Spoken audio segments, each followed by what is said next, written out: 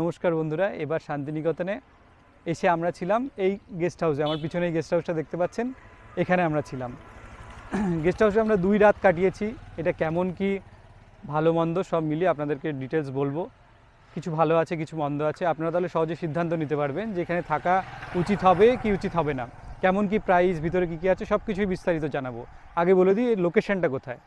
এটা হচ্ছে প্রান্তিক স্টেশন থেকে মোটামুটি 800 মিটার দূরে। এই দিকে আছে প্রান্তিক স্টেশন, আপনারা দেখতে পাচ্ছেন। এই রাস্তা দিয়ে গিয়ে 800 মিটার দূরে প্রান্তিক স্টেশন আছে। এখান থেকে টোটোয় করে আপনারা আসতে পারবেন। এসে এখানে বলবেন যে রোটারি ক্লাব অফ টেগোরল্যান্ডের উল্টো দিকে, এর উল্টো দিকে রোটারি ক্লাব অফ টেগোরল্যান্ড আছে। আমি ভিডিওতে দেখিয়ে দেবো পরে। তার উল্টো দিকে এই গেস্ট হাউস, এর নাম হচ্ছে খেয়াল গেস্ট হাউস, খেয়াল হোমস্টেও বলে অনেকে। আচ্ছা, প্রচুর গ্রিনারি আছে, ভিতরে ঢুকে দেখাই। এবার চলুন ভিতরে যাওয়া যাক। প্রান্তিক, এই যে এখানে মোটামুটি 2টো গাড়ি রাখার জায়গা আছে। আমরা রেখেছিলাম গাড়িটা, কিন্তু গাড়ি রেখে কি হয়েছে ভুলটা, যে আমরা গাড়িটা সামনে করে ঢুকিয়েছিলাম। আপনারা চেষ্টা করুন পিছন করে ঢুকাতে গাড়িটা, তাহলে বেরোনোর সময় সুবিধা হবে। এর চারিপাশে গ্রিনারি, প্রচুর গাছপালা আছে। যে দাদা এই বাড়ির মালিক, দাদা বৌদি, ওনারা প্রচুর গাছপালা লাগিয়েছেন। এইখানে দেখুন একটু, এই জায়গাটা, এখানে ক্যাম্প ফায়ার করা হয়। শীতকালে আসলে এই জায়গাটায় ক্যাম্প ফায়ার করা হয়। এখানে আপনারা ক্যাম্প ফায়ার করতে পারবেন, বাউল গান হয়, নাচ টাচ, যে শান্তিনিকেতনের যে কালচার এখানে সব, সেটা সময় সময় করা হয় শীতকালের দিকটা আসলে। গরমকালে তো এসব হয় না। আচ্ছা, দেখুন এইদিকেও প্রচুর গাছপালা আছে এখানে, সেগুলো পরিচর্যা করার জন্য আলাদা লোক আছে। এই হোমস্টেতে মোট 4টে রুম আছে। এই আমার ডান হাতে একটা, বাঁ হাতে একটা, ওই পিছনের দিকে একটা, আর উপরে একটা। প্রত্যেকটাতে এসি আছে, ফ্যান আছে, সব কিছুর ব্যবস্থা আছে। আপনি এসি না চালালে নন এসি, আর এসি চালালে এসির টাকা আলাদা দিতে হবে। তবে আমার যে বাঁ হাতে রুমটা আছে এইটাই বেস্ট রুম। আমরা সবগুলো রুমগুলো ঘুরে দেখেছি, এই রুমটাই হচ্ছে সবথেকে বেস্ট।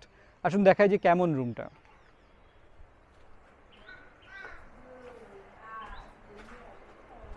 এই জায়গায় একটা সুন্দর ব্যালকনি আছে। এইটা একটা সুইট স্পট বলা চলে, কারণ এখানে বসে, মানে শীতের দিন হলে এখানে বসে রাস্তা দেখা এবং মনোরম পরিবেশ, চা খাওয়া। এখানে দিদিরা আছে, চা করে দেয়। ভিতরে আসি, এই হচ্ছে রুম।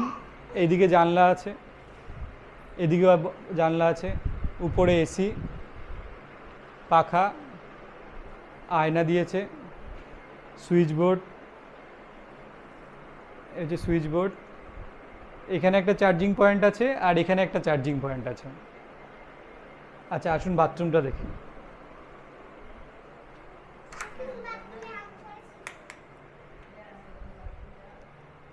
বাথরুমটা বেশ বড় সড়ো আছে, কোমোড আছে, উপরে গিজার দিয়েছে। হ্যাঁ, এইদিকে বেসিন আর একটা বড় আয়না আছে। বাথরুমের একটাই সমস্যা, সেটা হচ্ছে এই কলে জল বেরোয় না, খুব ধীরে ধীরে জল বেরোয়। সেটা একটা বড় সমস্যা। মানে আমরা দাদাকে বলেছে পরের বার ঠিক করবে, কিন্তু আমরা এটা ভোগ করেছি। এই 1 বালতি ভরতে মোটামুটি 20-25 মিনিট লেগে যাচ্ছে। এটা একটা সমস্যা এই ঘরে। তাছাড়া সব কিছু সুন্দর। আর একটা সমস্যা হচ্ছে এখানে পাখাটা এমন জায়গায় হাওয়া লাগে না। পাখাটা খাট থেকে একটু দূরে বলে হাওয়া, মানে কোনার দিকে যে শোয় তার হাওয়া লাগে না। আর একটা কথা আপনাদের জানিয়ে দিই, এই ঘরে এই যে বালিশ দিচ্ছে, বালিশগুলো ভীষণ শক্ত, মাথা ব্যথা হয়ে যাচ্ছে।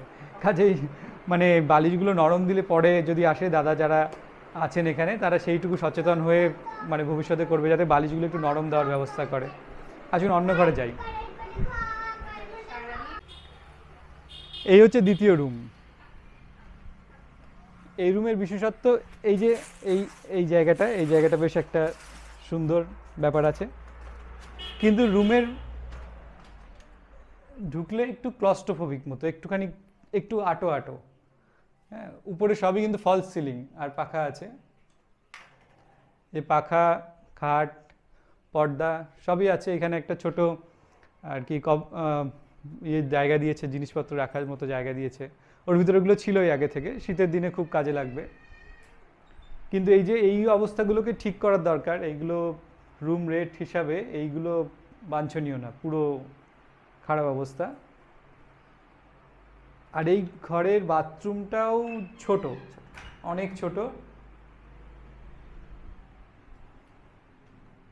সবই আছে, কোমোড টোমোড আছে, গিজার আছে না?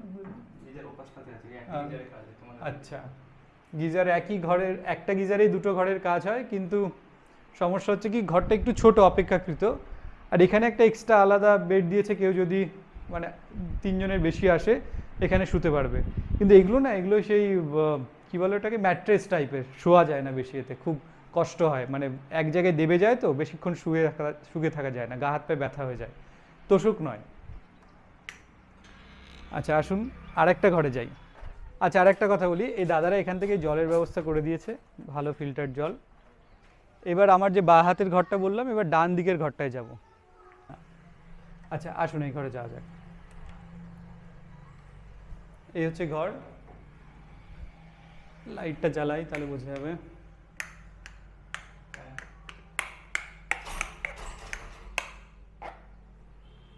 আচ্ছা, এই ঘরটায় কোনো ফলস সিলিং নেই, ফ্যানটা অনেক উঁচুতে, হাওয়াটা অত ভালো লাগে না এই ঘরটাতে, আর ঘরটাও অপেক্ষাকৃত ছোট।